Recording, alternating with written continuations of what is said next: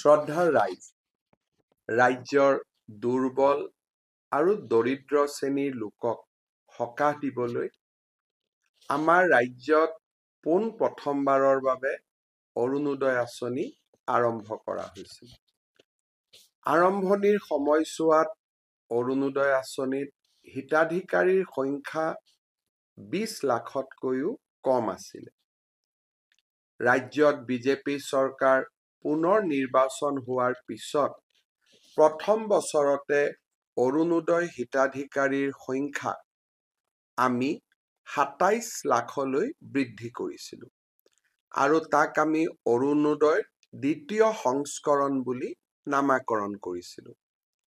লোকসভা নিৰ্বাচনৰ প্ৰাক মুহূৰ্তত অসমৰ বিভিন্ন সভা সমিতিয়ে যাওঁতে মই ৰাইজক আশ্বাস দিছিলোঁ যে ৰাজ্যৰ বিত্তীয় পৰিস্থিতিৰ প্ৰতি লক্ষ্য ৰাখি আমি অনাগত দিনত এই আঁচনিখনক আৰু অধিক সম্প্ৰসাৰণ কৰাৰ ব্যৱস্থা কৰিম।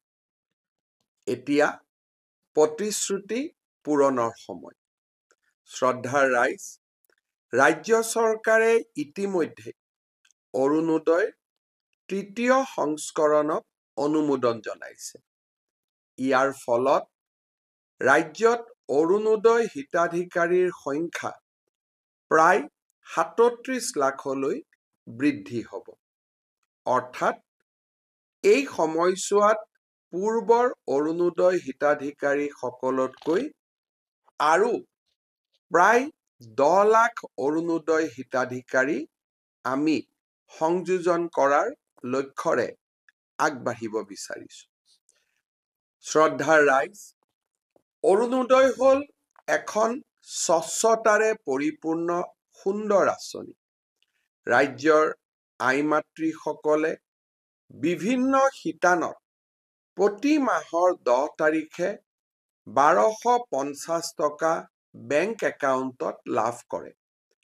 2019 চনত এই আঁচনিখন আৰম্ভ হোৱাৰ পিছত এটা মাহো এনেকুৱা নাই যিটো মাহত আমি এই ধন নিদিয়াকৈ আছো বা আমি দিওঁতে পলম কৰিছো। সেয়েহে অৰুণোদয় আজি সৰ্বগ্ৰহণযোগ্য আৰু সৰ্বসমাদৃত এখন আঁচনিলৈ ৰূপান্তৰ হৈছে। এতিয়া মই আপোনালোকৰ ওচৰত এটা বিশেষ কথা ক'ব বিচাৰিছো।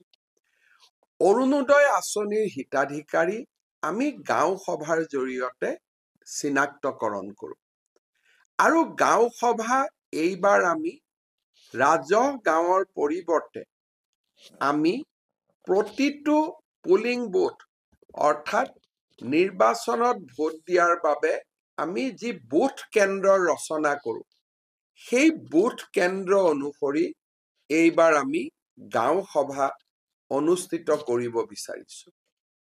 আজিৰে পৰা অৰ্থাৎ 15 ডিচেম্বৰৰ পৰা 28 ডিচেম্বৰ পৰ্যন্ত অৰুণোদয় হিতাধিকাৰী নিৰ্বাচনৰ বাবে গাঁও সভা অনুষ্ঠিত হ'ব।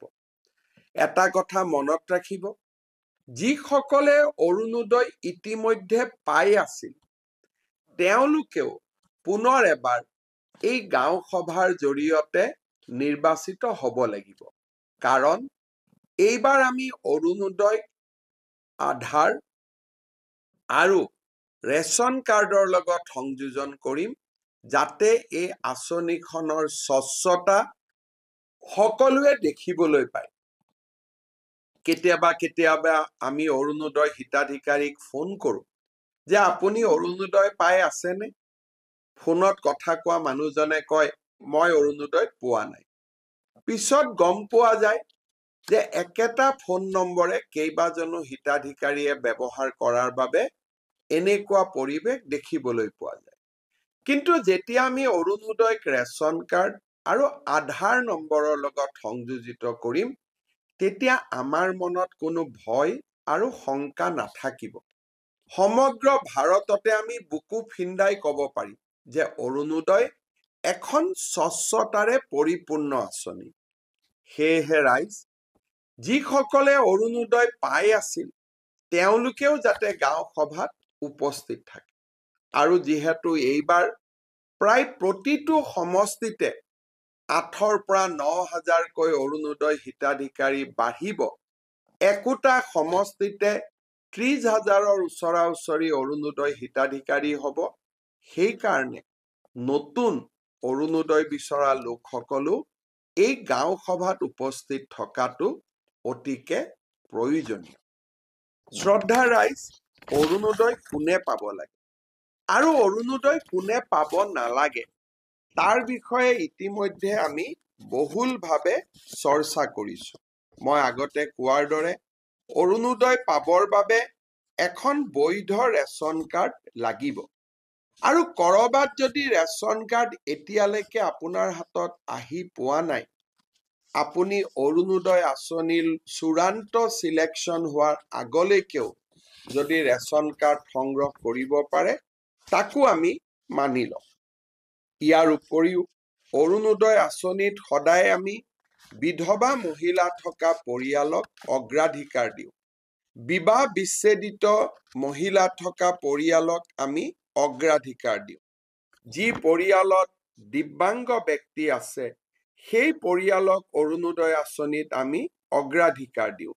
যি পৰিয়ালত HIV, থেলাছেমিয়া, হিমফেলিয়া, চেৰিব্ৰেল পালচি, কুষ্ঠ, অটিজিম স্পেক্ট্ৰাম ৰোগী আছে সেই পৰিয়ালকো আমি অৰুণোদয় আঁচনিত অগ্ৰাধিকাৰ দিওঁ।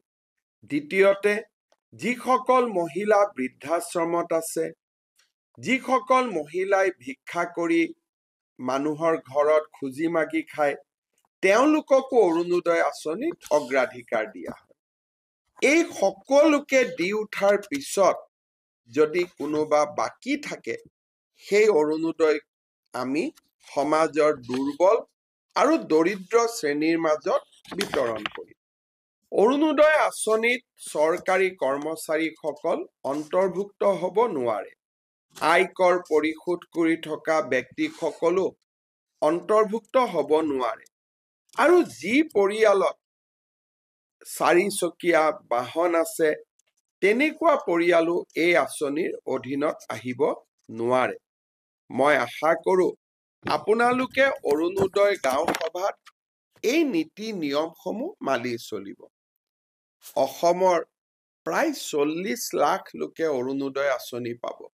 ৰাজ্য চৰকাৰে প্ৰতি মাহত প্ৰায় 500 কোটি টকা খৰচ কৰিব লাগিব। গতিকে যিজন ব্যক্তি বা পৰিয়ালে অৰুণোদয়ৰ অবিহনেও ঘৰখন চলাব পাৰে, তেওঁলোকে যাতে অৰুণোদয় আঁচনি নিবিচাৰে। আৰু যিসকলে সঁচাকৈ অৰুণোদয় আঁচনিখন যাৰ জীৱনৰ বাবে অতিকে প্ৰয়োজনীয়, তেওঁলোকৰ বাবে যাতে আমি আঁচনিখন আগবঢ়াই দিওঁ। মনত ৰাখিব, অৰুণোদয় নিৰ্বাচন 15 ডিচেম্বৰৰ পৰা 28 ডিচেম্বৰ। আৰু এই সময়ছোৱাৰ ভিতৰতেই আমি গাঁও সভালৈ গৈ অৰুণোদয় আঁচনিৰ বাবে নিজকে অন্তৰ্ভুক্ত কৰিব লাগিব। পুনৰ এবাৰ আপোনালোকক ধন্যবাদ।